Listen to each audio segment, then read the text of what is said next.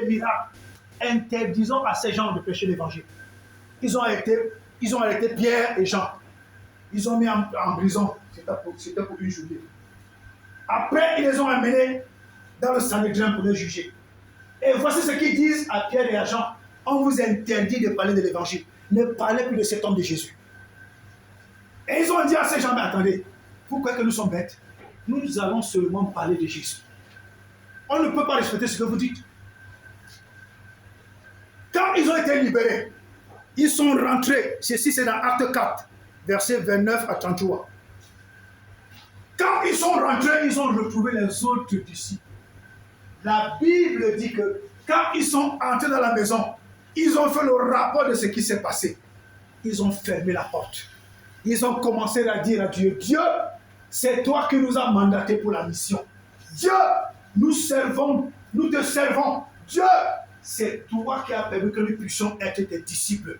Maintenant, Seigneur, la persécution est en train d'être forte.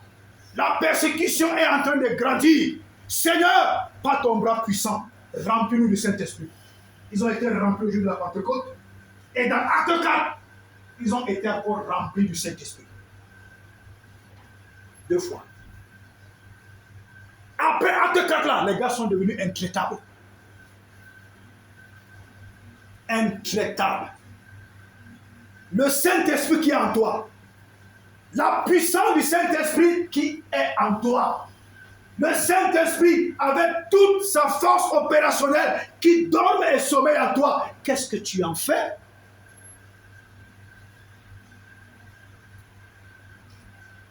Qu'est-ce que tu en fais? Qu'est-ce que tu en fais? Les gars ont tellement témoigné de Jésus que même le roi, même Hérode, même le roi, c'est-à-dire tous ceux qui étaient comme des rois, ont entendu l'évangile des 12.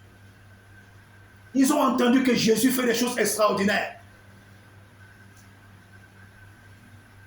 Nebuchadnezzar, Dieu avait mandaté Nebuchadnezzar pour punir Israël. Parce que Israël tombait déjà trop dans l'idolâtrie. Mais quand on a dit à Nebuchadnezzar qu'il y a un prophète en Israël, Jérémie, quand cet homme prophétise, tout ce qu'il dit s'accomplit. Tout ce qu'il dit s'accomplit. Il avait dit que tu viendras prendre Israël en captivité. Il avait dit que tu vas prendre le roi, tu vas lui percer les yeux. Il avait dit que tu vas faire ceci. Tout s'est accompli. Nebuchadnezzar s'assoit. Il dit, c'est vrai ça? On dit oui. Cet homme est où? Là, en Israël. Néhémie était en Israël. Mais le paquet, le présent, le cadeau que Nebuchadnezzar va envoyer, de l'argent, tout c'est arrivé entre les mains de Jérémie. Tu veux servir Dieu avec les raccourcis. Tu veux escroquer le peuple. Tu veux voler le peuple. C'est-à-dire, aujourd'hui même, les chrétiens sont des plus maboules. Il suffit que tu prennes un verset biblique, tu malaxes, tout stop. Alléluia. Oh, daddy, oh, prophétie, prophétise, prophétie. Oh, Dina, oh, daddy. Des maboules. Tu vois des grosses femmes avec des cerveaux vides. Des hommes. À la maison, il grondait sa femme. Mais elle est la serpillère du pasteur. Le pasteur manipule son cerveau. Tu te demandes s'il a un enfant de 12 ans ou un enfant de 7 ans. Moi-même, l'apôtre du Seigneur ne peut pas manipuler mon cerveau. D'ailleurs, il nous a toujours dit, tout ce que je vous donne, c'est la Bible. Le jour où vous me voyez avec autre chose, fichez le camp. Un jour, il s'est levé, il a dit, arrêtez-moi les prophéties. Arrêtez! Les prophéties, ça rend bête, ça abrutit, ça rend con, ça rend fainéant. On peut facilement te voler avec les prophéties. Mais quand on t'enseigne, dans l'enseignement, il y a la prophétie. Alléluia. Amen. Amen. Oui. Le Saint-Esprit qui est en toi, il a besoin de travailler. Qu'est-ce que tu lui offres? Quelle est l'occasion que tu lui donnes? Comment est-ce que tu voudrais qu'il travaille quand tu ne lui donnes pas l'occasion de travailler? Et vous allez voir, l'ennemi utilise une technique pour nous, c'est-à-dire pour nous endormir. La technique des murmures. Des murmures.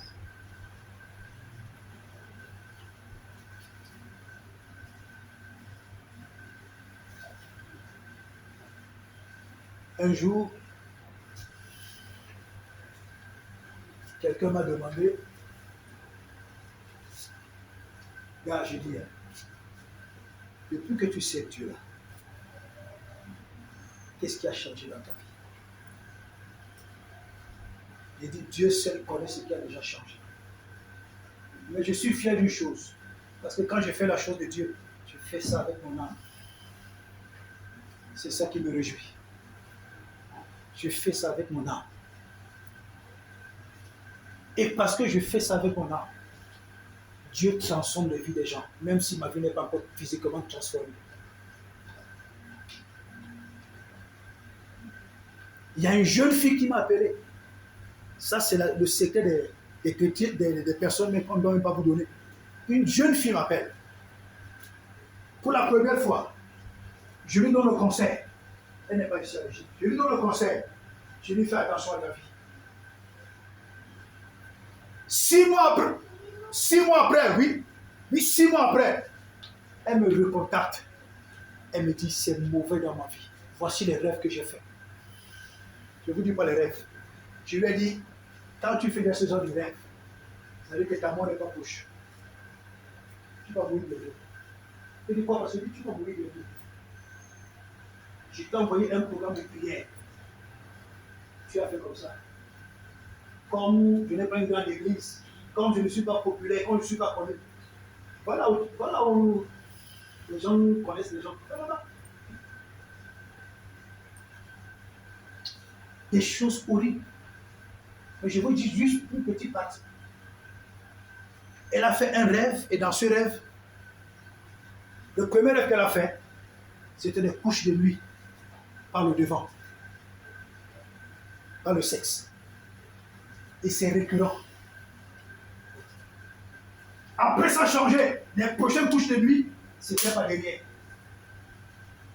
Récurrent tous les jours. Après une nuit, elle dort, elle voit comment les asticots sortent de son sexe et de son derrière.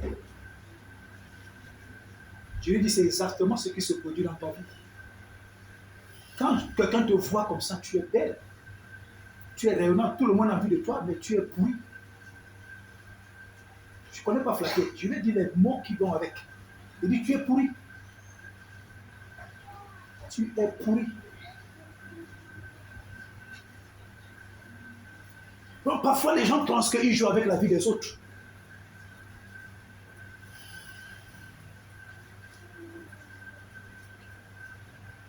Les gens pensent qu'ils jouent avec le mariage des autres. C'est dangereux. C'est extrêmement dangereux qu'un homme qui est marié, il a une maîtresse.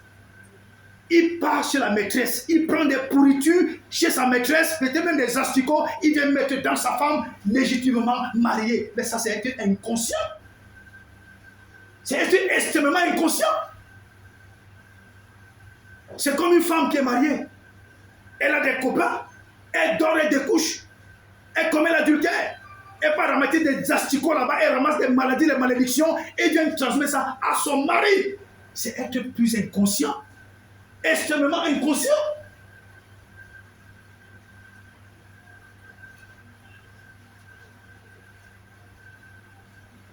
Même si ta femme est moche, même si elle ne te plaît plus, même si elle est fâchée contre toi, reste avec elle, mon petit. Tu es en sécurité. Même si ton mari commence à t'énerver, comme aujourd'hui on fait des nouvelles choses. Si on a un mari qui est cool, après on va voir un copain qui est non. Même si sa tête commence à t'énerver, reste avec lui. Reste là-bas. Comment le Saint-Esprit peut se déployer dans toute sa puissance avec ce genre de comportement, ce genre de vie? C'est impossible.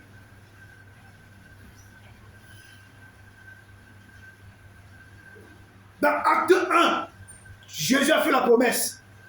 Dans Acte 2, la promesse est accomplie. Ils ont été remplis du Saint-Esprit. Dans Actes 4, ils ont encore été remplis du Saint-Esprit. Pourquoi? Pour être des témoins puissants, des témoins efficaces. Témoins pour ta vie, témoins pour ton foyer, témoins pour ta maison, témoins pour ta famille, témoins pour ton village.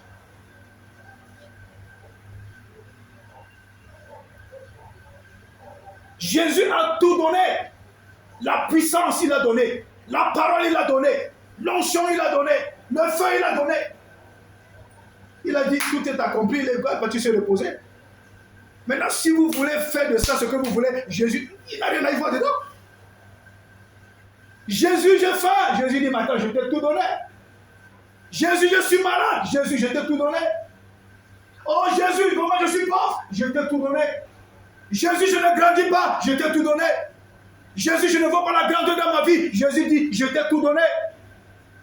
Jésus, je ne vois pas la promotion. Jésus dit, je t'ai tout donné. Tu peux avoir les meilleurs diplômes. Tu peux avoir le meilleur background. Mais si tu travailles dans une entreprise où les gens sont spirituellement élevés, tu n'auras jamais de promotion. Si toi, tu n'as pas le Saint-Esprit qui est l'Esprit supérieur, si toi, tu n'as pas le feu du Saint-Esprit en toi, qui va assujettir les esprits impurs, tu n'auras jamais de promotion. Les gars vont s'arranger que tu ne montres jamais de promotion. C'est esprit contre esprit. Et comme le Saint-Esprit, c'est l'Esprit supérieur, tous les autres esprits fléchissent les genoux devant le Saint-Esprit. Une fois, je causais avec un frère de l'église. Je ne vais pas dire son nom. Je lui ai dit, fiston, tu es bon, hein? Tu as de bons diplômes, hein? Tu es bon. Tu es vraiment expert en informatique. Tu touches bien l'informatique. Mais laisse-moi te dire, si là où tu travailles, les gens ont les écorces, les gens ont les oignons, les gens ont leur totem, les gens ont leur marabout, tu n'as rien, tu n'auras jamais de promotion. Toi, tu es chrétien, ton grand marabout, c'est Jésus. Ta meilleure écorce, c'est le Saint-Esprit. Si tu n'as pas ça, pour qu'il soit assujetti, les gars vont t'écraser. La promotion qui devait te revenir, tu as l'impression que c'est parti entre les mains de quelqu'un d'autre. Quand tu vois qu'on a donné la promotion, il n'a même pas ton niveau. Il n'a pas ta façon de travailler, il n'a pas tes qualités, il n'a pas ton respect, il n'a rien. Mais parce que le gars a pris le cœur du chef, il est parti mettre dans une calebasse, il a secoué. Mais Abdoulaye, je t'ai assujetti. Abdoulaye, je t'ai assujetti. Abdoulaye, je t'ai assujetti. J'ai dit que dans 3 mois, Abdoulaye, tu vas me donner le poste là. Je vais avoir la promotion. Abdoulaye, je t'ai assujetti. Bon, ok. Comme c'est Albert qui est convoité, comme c'est Albert qui a le bon profil pour le poste là, Albert, je jure, je maudis ton travail. Albert, je maudis tes compétences. Je ferme les yeux du chef. Le chef ne te voit plus. Le chef ne te voit plus. Quand tu arrives là, le jour de tu vois la lettre sort, ton nom n'est pas dans la liste. C'est le nom du con là qui est dans la liste. Nous ne sommes pas appelés à manger les petites choses toute la vie. Si tu manges les petites choses aujourd'hui, tu manges demain, tu manges après-demain, assieds-toi, tu dis, attends, il y a quelque chose qui ne va pas. Il y a quelque chose qui ne va pas.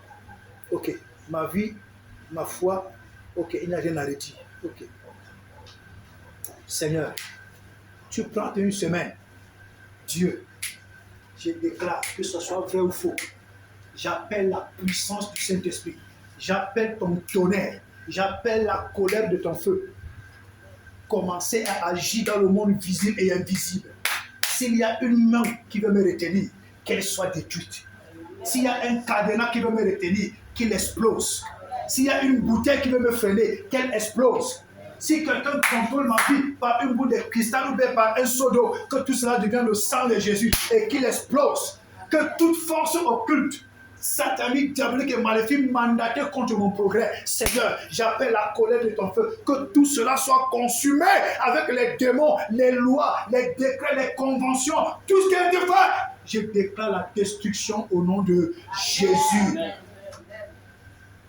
Alléluia. Tu n'es pas n'importe qui. Écoute-moi bien. Tu n'es pas n'importe qui. Mais si tu laisses Satan faire de toi n'importe qui, alors tu seras n'importe qui pour toute la vie. Vous avez vu le président russe, Poutine? Vous avez vu le président russe, Poutine? L'OTAN, les pays européens, les États-Unis, tous ces pays-là, voilà un an aujourd'hui, ils n'ont pas pu déstabiliser Poutine. Le gars a un caractère. Non! Ça, il a le caractère, mon type. C'est un homme de caractère. Et quand tu vas voir sa foi chrétienne, il est orthodoxe. Les orthodoxes ne plaisantent pas. Vous avez vu un moment, c'était même interdit de manger dans la salle. Interdit de manger dans la salle.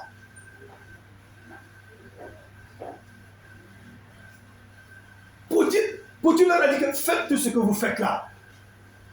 Parce que le gars est sûr de son derrière. Les armes que vous faites là, j'ai le grand frère de ça. Tout ce que vous faites là, j'ai le grand frère derrière. Le gars est sûr de son derrière. Il est sûr de son armement. Mais toi, tu as Dieu. Tu as Jésus. Tu as le Saint-Esprit. Tu as le feu. Tu as la parole. Donc tu es sûr de ton derrière. Mais pourquoi tu ne te lèves pas comme un guerrier? Tu te laisses assujettir par les œuvres de la chair. Les œuvres de la chair, ce sont les États-Unis, la France et tous les autres.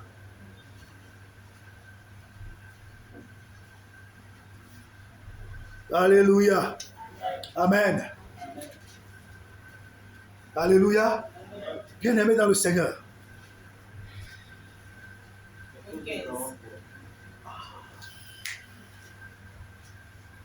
Bon, nous allons...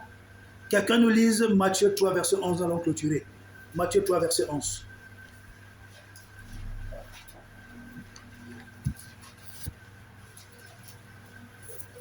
Nous allons clôturer Matthieu 3, verset 11. Moi, je vous baptise dans l'eau, en signe de votre changement de vie. Mais quelqu'un vient après moi, il est bien plus puissant que moi, et je ne suis même pas digne de lui enlever les sandales. C'est lui qui vous baptisera dans le Saint-Esprit et le feu. Alléluia. C'est Jésus qui nous baptise dans le Saint-Esprit et dans le feu. Dans le Saint-Esprit, dans le feu. Exactement. Donc il y a le Saint-Esprit, il y a le feu, plus la foi. Ce sont les trois là combinés qui font le miracle. Ce sont les trois combinés qui apportent le changement. Ce sont les trois combinés qui apportent la transformation. La foi, le Saint-Esprit et le feu. Tu peux avoir le Saint-Esprit, tu n'as pas le feu. Quand tu as le Saint-Esprit, tu commences à le travailler dans la prière, la méditation, les moments de communion avec Dieu. Tu commences à cultiver, à fabriquer le feu en toi. Donc c'est le même Saint-Esprit qui prend un autre volume. Il commence à t'apporter la transfiguration. C'est pourquoi, quand nous lisons 1 Corinthiens 2, versets 3 à 4, et Hébreux 11, verset 1, la Bible parle quoi? La démonstration de l'Esprit. Pour qu'il y ait une démonstration, il faut que quelque chose de spécial entre en action. Pour qu'il y ait une démonstration, il faut que quelque chose de particulier intervienne. Pour qu'il y ait une démonstration, il faut que quelque chose d'extraordinaire puisse intervenir. Ta foi, un, le Saint-Esprit, deux, le feu du Saint-Esprit, toi, il y a la démonstration d'esprit de puissance. La résurrection, la guérison, la promotion, l'élévation, la bénédiction, la transformation, la transfiguration. C'est très important. Tu es le temple du Saint-Esprit. Si tu laisses les œuvres de la chair t'imposer la vie de la chair, alors tu n'auras jamais de grands résultats tu ne verras jamais la grandeur de Dieu. Tu vas te contenter des petites choses là jusqu'à la fin de tes jours. Dieu pourra même te donner le mari. Si ta vie n'est pas transformée, le gars même va se rendre compte que à chaque fois qu'il dort avec toi, il rêve que les fantômes le poursuivent. Il va se lever le matin, faire son sac, il part. Alléluia. Vraiment, le Saint-Esprit est très important. Amen. Le Saint-Esprit est très, très, très important. Toi qui as écouté ce message aujourd'hui, vraiment que le nom du Seigneur soit béni. Amen. Amen. Et quand tu vas voir ce message, envoie-le à tous les membres de ta famille. Amen. Ne publiez jamais. Regardez tout pour vous. Il faut être chichi. La qualité des paroles sur le gars de passe. Alléluia. Amen. Que Dieu te bénisse. Amen.